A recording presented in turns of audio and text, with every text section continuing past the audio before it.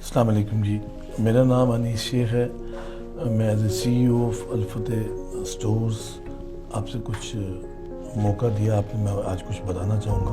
کچھ لوگ جو اس ٹریڈ میں آنے والے ہیں یا آ چکے ہیں یا ہیں، شاید ان کے لیے بھی ایک بہتر ہی ایک چیزیں ہوں گی.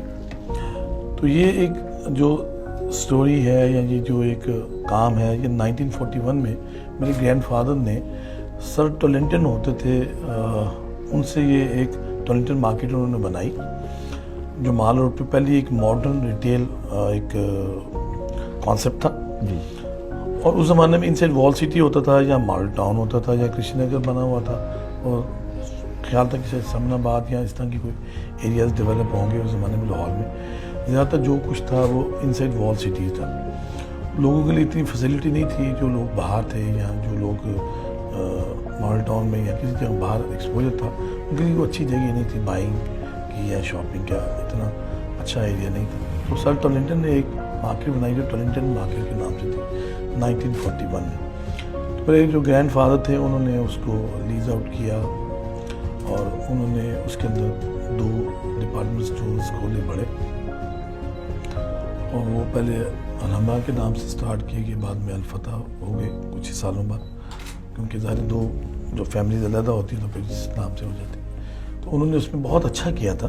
کسی کو نہیں پتا کہ وہ اس میں انہوں نے سٹورز بنائے، اس میں کچھ بیکرز بنائیں، کچھ کنفیکشنری کی شاپس بنائیں، کچھ میگزین کی شاپ بنائیں، 2-3 ریسٹورانٹ بنائے، سبزی اور فروٹ کی علیحدہ علیحدہ جگہ بنائی، میٹ اینڈ چکن کی علیحدہ جگہ بنائی. تو اس طرح کی ایک بڑی مکمل سی مارکیٹ تھی جو اس زمانے میں بڑا اچھا کانسیپٹ تھا. 1941 وہ لیز آؤٹ کیا. پھر ان لوگوں سے جو رینٹ بھی لیتے تھے اور میونسپل کارپوریشن کو وہ سے لیز آؤٹ کی تھی، تو ان لوگوں کو پھر یہ لوگوں سے رینٹ لے کے اور اپنی جو تھے میونسپل کارپوریشن دیتے تھے. تو it was great idea at that time. جو میرے فادر تھے ہی جوائن بزنس 1951. تو انہوں نے he was the first one جنہوں نے نیڈو اور لکس صابن جو میڈ ان یو کے تھا اس طرح کی چیزیں کوئی امپورٹ کی یا کچھ چیزیں اس طرح کی منگوائی جو ہماری بڑی نانیاں دادیاں کہا کرتی تھی کہ ہمیں لکس کی ولایتی چکی لا دو، سم تھنگ لائک دیٹ، جو کہ ایک بڑا ایک لیگیسی ہے پروڈکٹ کی. کیسے پروڈکٹ کو انٹروڈیوس کیا گیا اور کیسے مرچنڈائز کیا گیا اور لوگوں کو کیسے بتایا گیا کہ یہ جو ایک مارکیٹ ہے، ایک ایکسکلوسیو مارکیٹ ہے جو سب سے اپ گریڈ مارکیٹ ہے ان لوگوں کے لیے جن کا ایکسپوجر ہے، جو زمانے میں انگلستان جاتے تھے یا جن کو پروڈکٹ کا پتہ تھا یا جن کی ڈیمانڈ تھی. سو بڑا ایک ڈیسنٹ قسم کا شاپنگ ایریا ڈیولپ کیا گیا اور ایک مکمل شاپنگ ایریا تھا. بڑی خوبصورت بلڈنگ ہے اس کی. آج میں ٹولنٹن مارکیٹ کو دیکھتا ہوں جو لاہور میوزیم کا پارٹ بن چکی ہے. تو when I joined and my brother Irfan Saab joined the business, تو it was 1977. We were just in the early years of the colleges in government college. تو ہمیں چونکہ کرنا پڑ گیا کیونکہ ہمارے تایا اور ہمارے چچا جو تھے وہ اکٹھے کام کرتے تھے والد صاحب کے ساتھ.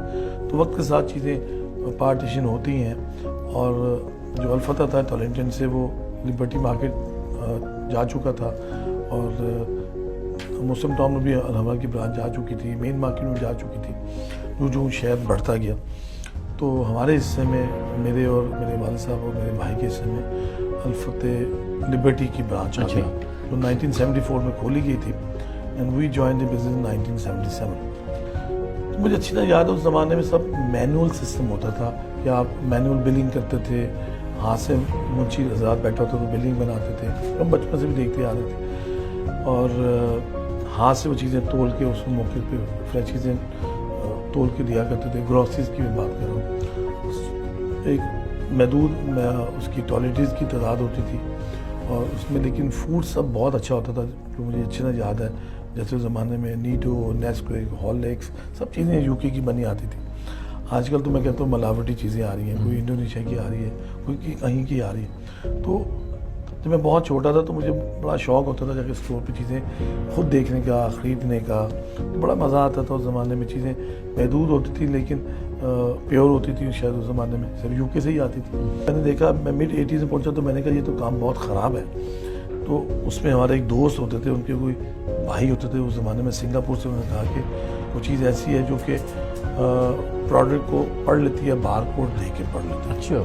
تو کسی کا کوئی کانسیپٹ نہیں تھا. ہماری بدقسمتی یہ ہے کہ ہمارے ملک میں کسی قسم کی کوئی ایسی انسٹیٹیوشن نہیں ہے جو لوگوں کو بتا سکے کہ بزنس کی ڈیولپمنٹ کیسے کی جاتی ہے, کہاں کیا کیا ہو رہا ہے. تو میں نے اس سے اپنے تئیں پوچھا کہ بھائی کیا ہوتا ہے یہ. تو چونکہ ایک آئی ٹی انجینئر تھا شروع میں, اس زمانے میں بھی چیزیں بہت زیادہ انیشیل سٹیج پہ تھیں, اور انڈسٹری تو بالکل ہی مینول تھی.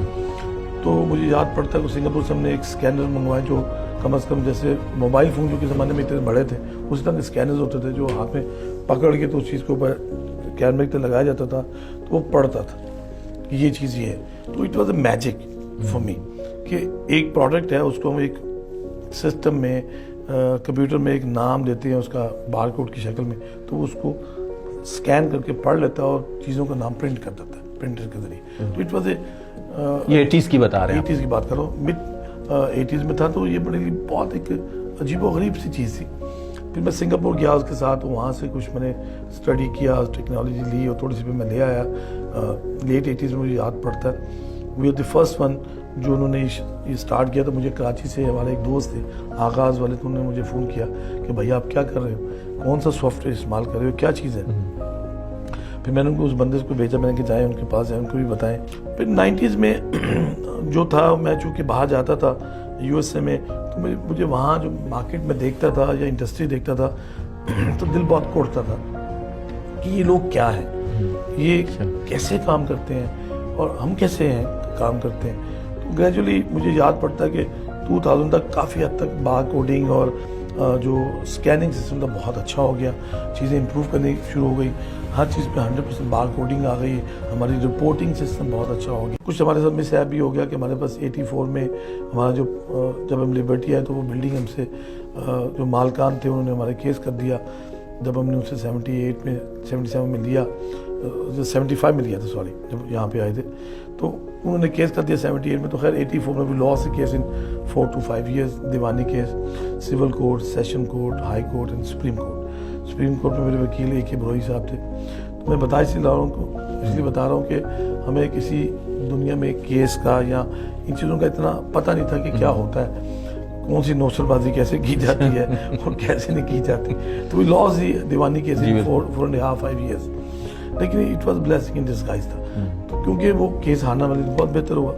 ہم نے اس کے پیچھے روڈ پہ گلی میں ایک چھوٹی سی, جو اس وقت پیسے تھے بچے کھچے تو بچ گئے تھے وکیلوں سے یا مقدمے سے, تو یہاں جو بھی ہم نے ایک لی تھی ہول سیل میں, کراچی میں دکان لی تھی, یہ لاہور میں بھی لی تھی. تو چونکہ والد صاحب کہتے تھے میں نے ساری زندگی کام کیا ہے ریٹیل میں, تو آپ اتنی جلدی نام کیسے چھوڑ کے جا سکتے ہیں. تو انہوں نے کنونس کیا, تو ہم نے کہا ٹھیک ہے. تو ہمیں وی لاس دی ہول انویسٹمنٹ جو کراچی میں کی یا لاہور میں کی تھی, اور کچھ بچا کچا وکیلوں سے بچا تھا. بہت تھوڑی سرمایہ سے ہم نے پیچھے ایک دکان لے لی جو سنگل سٹوری تھی. مجھے آج تک یاد پڑتا ہے کہ وہ میرے خیال میں 12 بندے کی تھی, single storey. We lost the case in 83 and we started this building 84 31 جولائی. یہ روزوں کا کوئی 26 میں کوئی اس طرح کا روزہ تھا, مجھے اچھی طرح یاد پڑتا ہے. تو we started this building جو پیچھے تھی. لوگ کہتے ہیں کہ اللہ کی چیزوں میں برکت نہیں ہے, دنیا آج تک یہ سمجھتی ہے. تو میں بڑا ایک مضبوط اس میں عقیدہ میرا کہ بیسیکلی اللہ پہ توکل کرتے ہیں, جو بہت زیادہ کرنا چاہیے. اور ایک ہوتا ہے آپ یقین کرتے ہیں, ایک ہوتا ہے بھروسہ ہوتا ہے. تو یقین اور بھروسے میں بہت فرق ہوتا ہے. بھروسہ میں یہ ہوتا ہے کہ آپ سب کچھ اس پہ چھوڑتے ہیں اور ساتھ اپنی محنت کرتے ہیں. تو مجھے تو لگتا ہے کہ وہ اس میں بلیسنگ ڈسگائز تھا کہ وہ ہم لوگوں نے جب سٹارٹ کیا تو وہ اللہ نے کیسے ہاتھ پکڑا. تو مجھے یاد پڑتا ہے کہ 90s میں 88-90 تک میں اسٹیبل ہوا 4-5 سالوں میں اس بلڈنگ میں.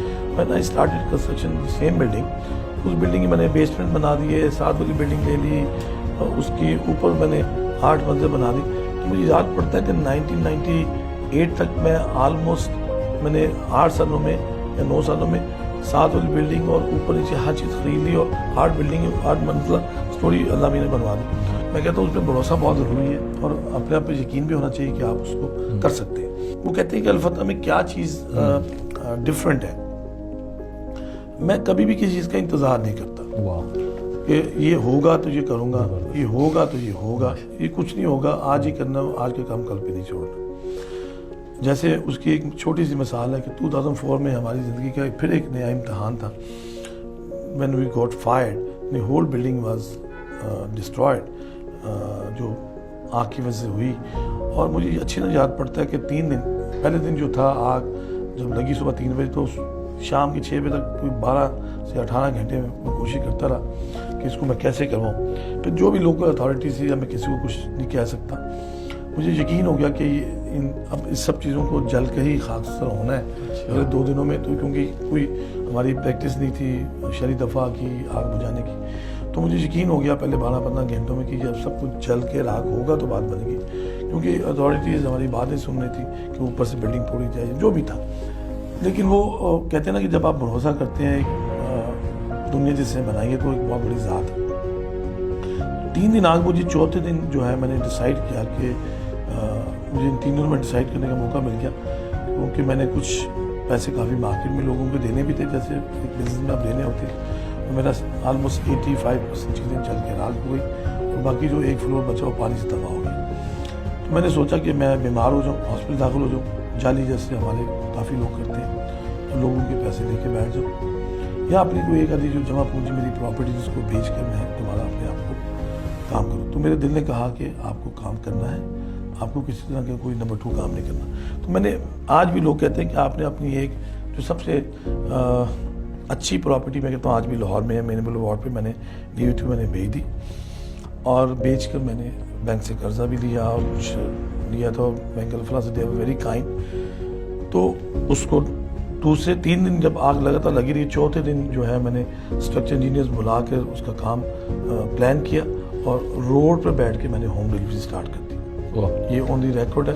مجھے اس کے میرے دوست کہتے تھے بہت سارے جو باہر سے آئے تھے, جو اس زمانے میں چونکہ بسنت لوگ منانے آتے تھے, بسنت کی آگ لگ رہی کہ اگلے دن ہی کافی لوگ باہر سے آتے. انہوں نے کہا کہ تو ایک ہسٹری تھی, آپ نے اس کو ویڈیو میں سیو کرنا تھا. تو مجھے آج تک افسوس ہے میں نے نہیں کیا. تو وہ کہتے تھے یہ وہ مومنٹس ہیں جس میں آپ کی پوری ایک ہیریٹیج بنتی کہ آپ نے کیا کیا.